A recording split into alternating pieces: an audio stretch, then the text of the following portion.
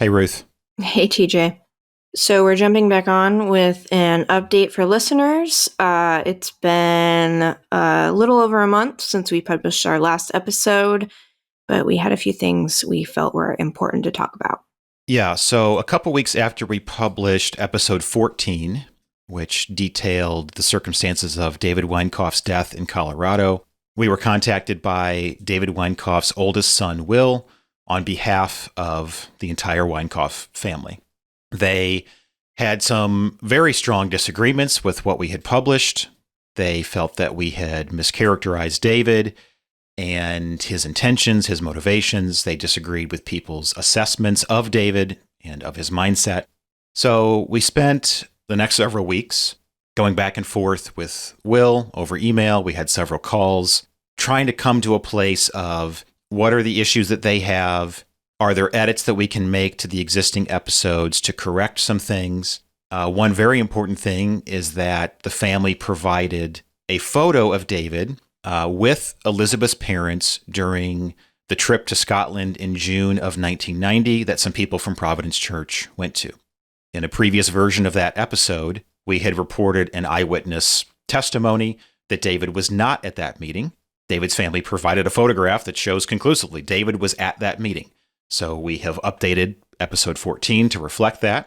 But then there's some other things that the family was concerned about in terms of some privacy issues around their family.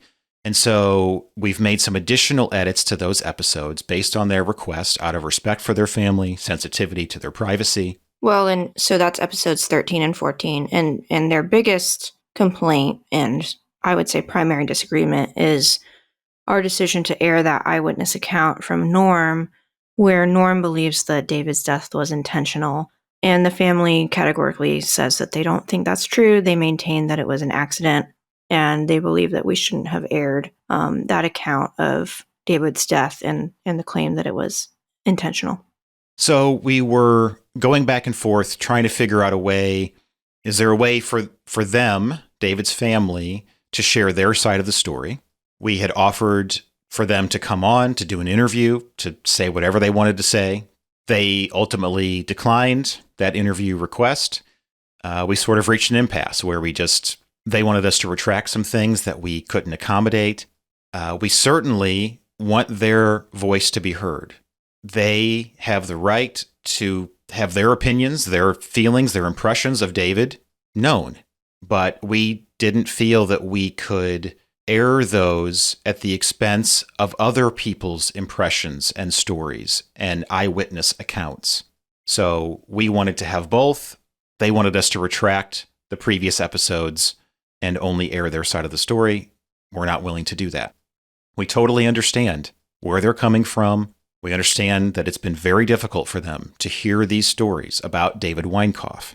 But we believe that the things we've reported are valid and worth hearing. Well, we also just stand by our decision to include an examination of David Winecoff's death in this project.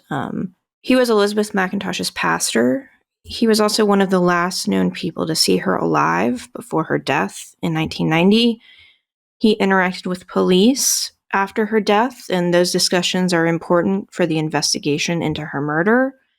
One of the only pieces of physical evidence found at the crime scene was his fingerprint on Elizabeth's Knox Seminary acceptance letter. We don't say those things to cast doubt on David's character. They're simply facts connected to the criminal case.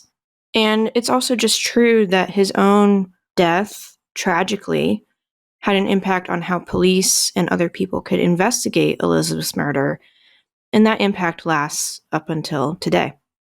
One of the family's claims is also that we didn't reach out to them before we published these episodes about David Winecoff. That's not true. We use the same process that we used for other interviews and people we try to get in touch with throughout this project. I did try and reach out to members of David Winecoff's family.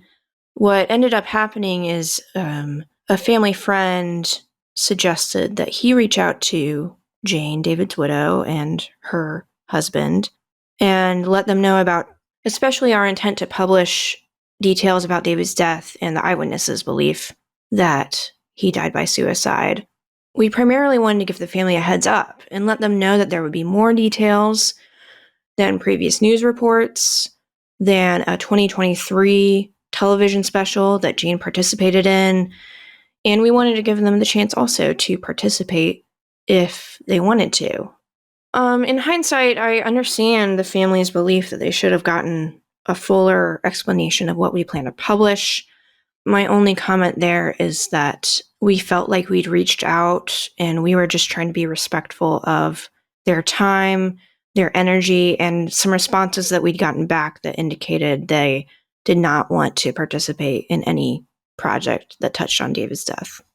So again, after some weeks of back and forth with the family, and again, we appreciate their interest in having those conversations with us, they did send us a statement, and TJ is going to read it, and that will serve as an explanation of the family's current position. The family of David Winecoff contests all of the allegations made against him in True Believer, unequivocally. We were shocked and appalled when this podcast appeared, having no idea until after publication that 2 of David's former colleagues would make false claims against him on the record.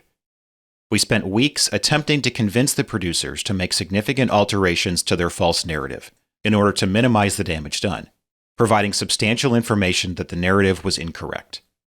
They have agreed to retract a large amount of material based on information we provided, but otherwise stand by their climax, indicating that David Winecoff's end was nefarious. Consequently, we will show that these conclusions are wrong via a more trustworthy medium. There is no objective evidence for these claims, only speculation built upon incorrect premises. We denounce the show and its conclusions, despite the corrections made post-publication, which we nevertheless insisted upon to minimize the harm as much as possible. Yeah, so that's the full statement we were sent by David's son. No alterations or exclusions. Would you like to talk through maybe a few responses to that statement? Well, I think what you and I don't want to do is get into a point-by-point public back and forth war over the specifics of these things. It's fair to say you and I have extreme disagreement with the statement that we just read. We do not agree with your characterization. We have said that we stand by our work and what we've published, and we believe that. The family of course, it is well within their right to think and believe whatever they want. We just read a very unflattering statement about ourselves in a gesture of goodwill so that they can have their side of the story told. But I think we also get to say, well, we very strongly disagree with the things that they're saying, how they're characterizing us. Well, we disagree not only with the characterization of the content. They make a reference to false claims by sources. I personally feel like we cannot objectively say that those claims were false. They were somebody's opinions and beliefs based on their own experience. And then, they also make claims that we published these interviews in an effort to show that David Winecoff's death was nefarious. I have never said it was nefarious or that he acted in any kind of a criminal, negligent, bad way before his death. We simply are saying that his death is important to examine in the context of Elizabeth McIntosh's death. So we just read a few sentences of a short statement from the family. They're planning to release a longer statement, and we will link to that in our show notes, and you can read it for yourself and make of it what you will. And of course, we just continue to recommend that anybody with information about Elizabeth McIntosh's death reaches out to the police. And in the meantime, all we can do is encourage people to listen to our project and come to their own conclusions about what we've published.